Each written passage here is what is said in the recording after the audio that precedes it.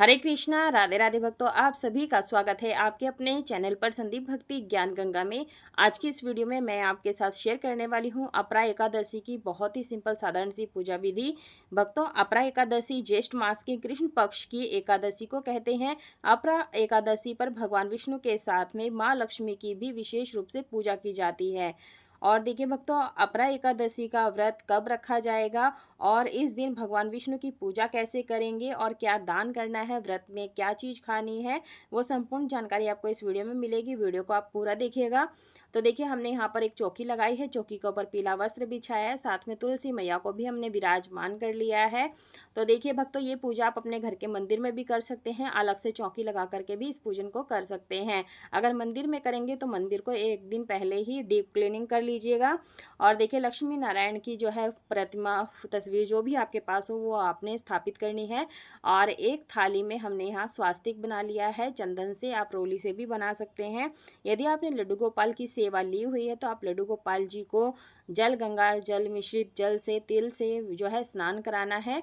और देखिए, आप चाहे तो भगवान के किसी भी स्वरूप का, शालिग्राम जी का या विष्णु लक्ष्मी का जो विग्रह है, आप उसका भी आप जो है स्नान करा सकते हैं। और जो विशेष तिथियां होती हैं, पूर्णिमा, एकादशी, अमावस्या, उस दिन भी आपने विशेष स्नान कराना है। स्नान कराते समय ओम नमो भगवते वासुदेवाय, नमो नमः मंत्र का जाप जरूर से करना है। या वे श्रीमन नारायण नारायण हरि हरि, इसका मंत्र का जाप करना है। तो देखिए, मैं यहाँ पर पंचामृत से अभिषेक कर रही हूँ। तुलसी पत्र नहीं डालिएगा, नहीं तो वो भगवान भोग स्वीकार कर लेंगे। बिना तुलसी पत्र के ही आपने पंचामृत से स्नान कराना है। और देखिए भक्तों, अपरा एकादशी का जो है अपार धन संपदा को देने वाली, अपार पुण्य को देने वाली एकादशी है। और जाने अनजाने में हमारे द्वारा हुए पाप हैं उनका नाश करने वाली एकादशी है। तो भक्तों, जो लोग व्रत करते हैं तो वह जरूर करें पूजा, व्रत करें। लेकिन अगर किसी कारण से आप व्रत नहीं कर पा रहे हैं तो पूर्ण रूप से शुद्ध सात्विक रहते हुए इस पूजन को कर सकते हैं। जो जल है आप किसी पौधे में डाल दीजिएगा। और अंग पोषण करने के बाद में आप ठंडे इत्र का प्रयोग कीजिएगा, जैसे गुलाब का, खस का और चमेली का, मोगरे का, जो भी आपको इत्र मिलता है, इत्र सेवा जरूर से देनी है अपने लड्डू गोपाल जी को। और देखिए, अपरा एकादशी के दिन आपको लक्ष्मी नारायण या राधा कृष्ण भगवान का संयुक्त रूप से पूजन करना चाहिए। तो देखिए भक्तों, आप इस तरह से भगवान को पीले रंग की पोशाक जरूर से पहनाएं, क्योंकि पीला रंग भगवान जी को अत्यधिक प्रिय होता है। और देखिए, जो एकादशी होती है 10वीं तिथि से शुरू हो जाती है। सूर्यास्त के बाद ना कुछ खाया जाता है ना पिया जाता है। और एकादशी के दिन निर्जला या फलाहार व्रत रखा जाता है। और फलाहार अगर आप व्रत रख रहे हैं तो आप इसमें दूध, चाय, फल खा सकते हैं। अगर आप निर्जला व्रत रखते हैं तो सूर्य उदय से निर्जला व्रत शुरू होता है, अगले दिन सूर्य उदय के बाद में ही आपका जो है व्रत समाप्त होता है। और इसका शुभ मुहूर्त क्या रहेगा, पूजा का शुभ मुहूर्त क्या रहेगा, व्रत का पारण किस समय करना है, वो आपको जो है शुभ मुहूर्त आपको डिस्क्रिप्शन में मिल जाएगा। डिस्क्रिप्शन में आप जरूर चेक कर लीजिएगा। फूलों का आसन दे करके हम गणपति भगवान का जो है विराजमान करेंगे। अगर आपके पास गणेश जी नहीं है तो सुपारी में कलावा लपेट करके भी आप जो है गणेश जी का ध्यान करके पूजन कर सकते हैं। तिली के तेल का दीपक आप जला सकते हैं। तिल और पुष्प लेकर के भगवान से संकल्प लेंगे कि हे भगवान, हमारी जो व्रत पूजन है निर्विघ्न संपन्न हो जाए और कोई अड़चन ना आए, ऐसी बोलते हुए अक्षत पुष्प आपने छोड़ देना है चौकी पर। क्षमा प्रार्थना जरूर से मांग लीजिएगा। और देखिए भक्तों, एकादशी के दिन बैंगन, मसूर की दाल, चावल ना खाना है, ना ही बनाना है, ना ही दान देना है। आप इस समय शुद्धिकरण कर लेंगे जल, गंगा जल से। और एकादशी तिथि है तो आप यहाँ पर जो है अखंड दीपक भी जला सकते हैं, बहुत ही शुभ रहता है। और तुलसी मैया को हम दूर से ही जल का छींटा लगा देंगे, क्योंकि एकादशी के दिन तुलसी मैया का व्रत होता है। स्नान कराने के बाद में हम यहाँ पर जनेऊ अर्पित कर देंगे। अपरा एकादशी का व्रत साल की सबसे प्रमुख एकादशियों में से एक माना जाता है। अपरा एकादशी भगवान विष्णु को समर्पित है और यह ज्येष्ठ महीने के कृष्ण पक्ष की 11वीं तिथि को मनाई जाती है। और इस दिन भक्त व्रत भी रखते हैं। और आज के दिन गौ माता का पूजा सेवा जरूर से करना है। और इत्र लगा करके वस्त्र रूपी कलावा सभी को समर्पित कर देंगे। और देखिए भक्तों, आप यहाँ पर जो है वस्त्र भी निकाल सकते हैं। माना जाता है कि इस व्रत से मोक्ष की प्राप्ति होती है। भगवान श्री कृष्ण ने स्वयं अपरा एकादशी के व्रत के महत्व के बारे में बताया है।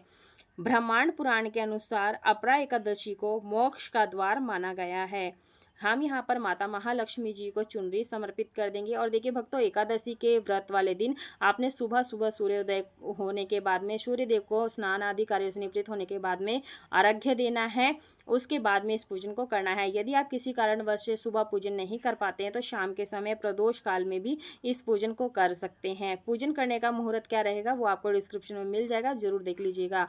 चंदन ओली से टीका करने के बाद में अक्षत समर्पित कर देंगे। और देखिए भक्तों, भगवान श्री कृष्ण ने भी इस व्रत के बारे में बताया है, जो कोई भी भक्ति और ईमानदारी से यह व्रत रखता है वह सभी पापों से मुक्त हो जाता है और मोक्ष प्राप्त करता है। अपरा शब्द का अर्थ होता है असीम, इसलिए इस व्रत को रखने के फायदे भी असीम हैं। और देखिए भक्तों, आप ये जो व्रत होता है ना, कोई भी कर सकता है, स्त्री पुरुष बच्चे कर सकते हैं, लेकिन अपना जो शरीर स्वास्थ्य साथ देता है तो आप निर्जला व्रत रखें, नहीं तो आप फलाहार व्रत रख सकते हैं। यदि आप फलाहार व्रत रख रहे हैं तो आपने द्वादशी के अगले दिन शुभ मुहूर्त में व्रत का पारण करने के बाद में आपने जो है खिचड़ी या फिर मुरमुरे होते हैं उससे खा करके व्रत खोल सकते हैं, या फिर मुख में तुलसी दल और जल लेकर के अपना व्रत खोल सकते हैं। जो भी पुष्प हो आपके पास वो आपने यहाँ पर अर्पित करना है। तो देखिए भक्तों, मन ही मन में श्रीमन नारायण नारायण हरि हरि जरूर से बोलते रहना है, या फिर ओम नमो भगवते वासुदेवाय नमो नमः। पीले रंग के फूल आप यहाँ पर अर्पित कर दीजिएगा। और देखिए भक्तों, आप अगर दिन में पूजा करें तो शाम के समय भी यहाँ पर धूप दीप आरती करनी होती है। और यहाँ पर जो है माता महालक्ष्मी को गुलाब का फूल या फिर कमल का फूल जरूर से अर्पित करें। तुलसी जो मंजरी सहित आपने भगवान विष्णु को समर्पित करनी है, क्योंकि तुलसी जो है भगवान विष्णु को अत्यधिक प्रिय होती है। तो देखिए, अपरा एकादशी का व्रत क्यों रखते हैं? तो देखिए, अपरा एकादशी का व्रत जो है ज्येष्ठ महीने के शुक्ल पक्ष की, जो है कृष्ण पक्ष की 11वीं तिथि को रखा जाता है। इस दिन भगवान विष्णु की पूजा की जाती है। इस व्रत को करने से व्यक्ति के सारे पाप धुल जाते हैं। भगवान युधिष्ठिर जो है ना, इस व्रत को जो महत्व बताया है भगवान श्री कृष्ण ने युधिष्ठिर को, उन्होंने कहा था कि इस व्रत को करने से ब्रह्म हत्या जैसे घोर पाप भी माफ हो जाते हैं। तो अपरा एकादशी के व्रत कई लाभ बताए गए हैं। ऐसा माना जाता है इस व्रत को करने से कई जन्मों के पाप नष्ट हो जाते हैं। और यहाँ पर हम धूप दीप जला देंगे। धूप दीप जलाने से जो है वातावरण सुगंधित होता है और इससे सभी देवी देवता आकर्षित होते हैं।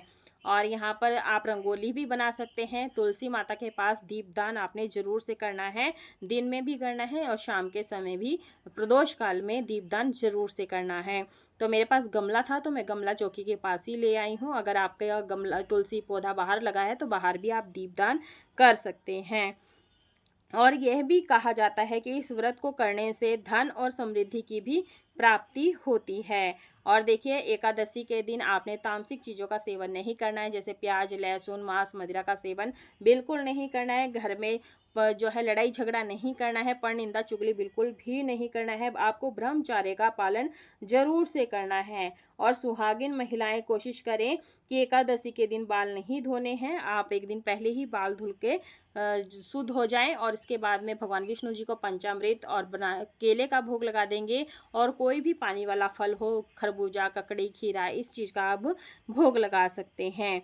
भगवान श्री कृष्ण ने युधिष्ठिर को बताया है कि इस व्रत को करने से जाने अनजाने में हुए ब्रह्म हत्या गौ हत्या जैसे घोर पापों से मुक्ति मिलती है। और देखिए, तुलसी पत्र एक दिन पहले ही तोड़कर पानी में रख लीजिएगा, ताजी बनी रहती है। और भोग में जरूर से डालिएगा, क्योंकि तुलसी पत्र के बिना भोग स्वीकार नहीं करते हैं भगवान। तो जो लोग अपने कर्तव्यों का पालन करने में विफल रहते हैं वे सभी इस व्रत को करके नरक में जाने से बच सकते हैं। इस व्रत के कई फायदे हैं। यह व्रत पुष्कर क्षेत्र में 3 बार स्नान करने, कुरुक्षेत्र में सूर्य ग्रहण के समान स्नान करने और माघ के महीने में प्रयाग में स्नान करने के बराबर फल देता है। इसलिए यदि आप आध्यात्मिक शुद्धि चाहते हैं और अधिकतम लाभ प्राप्त करना चाहते हैं तो आपको इस दिन व्रत रखना चाहिए और भगवान विष्णु के नाम का जाप करना चाहिए। साथ ही व्रत करने वाले को अपरा एकादशी की कथा जरूर से सुनना या पढ़ना चाहिए। तो देखिए, हम यहाँ पर कपूर से आरती कर लेंगे। आप ओम जय जगदीश वाली आरती गा सकते हैं, या फिर ओम नमो भगवते वासुदेवाय नमो नमः मंत्र का जाप कर सकते हैं। और आप यहाँ पर जो है कथा का पाठ भी कर सकते हैं। कथा का पाठ क्या होता है, कहानी क्या होती है, वो आपको ऑलरेडी चैनल पर मिल जाएगा, लिंक आपको डिस्क्रिप्शन में मिल जाएगा। कथा आप ज़रूर से सुन लीजिएगा। और देखिए भक्तों, आपने यहाँ पर जो है गाय माता को हरा चारा खिलाना है, गुड़ रोटी खिलानी है, इस बात का ध्यान रखिएगा। और जल लेकर के सभी चीज़ों का हम मिनस देंगे। मिनसने से जो भोग प्रसाद होता है भगवान साहब स्वीकार कर लेते हैं। आप चाहें तो यहाँ पर अग्यारी भी कर सकते हैं, रात्रि में जागरण करें और हो सके तो ज़्यादा से ज़्यादा विष्णु नाम के मंत्रों का जाप कर सकते हैं, या फिर ओम नमो भगवते वासुदेवाय नमो नमः मंत्र का जाप करें। दक्षिणा आप अपने सामर्थ्य के अनुसार से दान करें। और आपने जो है दान आज के दिन आप फल, रसीले फलों का दान कर सकते हैं, जूता चप्पल का दान कर सकते हैं, मटके में जल भर करके भी दान कर सकते हैं। और जहाँ पर ज़रूरत हो, जहाँ मजदूर रहते हों, वहाँ पर पानी की व्यवस्था कर सकते हैं। पक्षियों के लिए छत पर दाना पानी जरूर से रखें। वीडियो पसंद आई, वीडियो को लाइक शेयर सब्सक्राइब जरूर करें। कमेंट बॉक्स में राधे राधे अवश्य लिखें।